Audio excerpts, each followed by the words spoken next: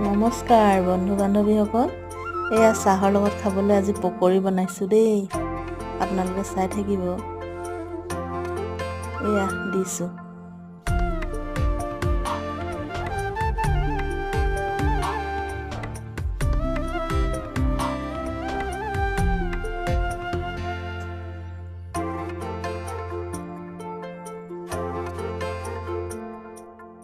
মোৰ কথাই আমনি কৰেনে তুমি যেতিয়া নিজানত পঢ়া, মোৰ ছবিয়ে তোলা দিয়েনে তুমি যেতিয়া মোৰ কথা। বাকীডোখৰ নেদেখালোঁ আৰু আপোনালোকক দেখাইছোঁ এতিয়া।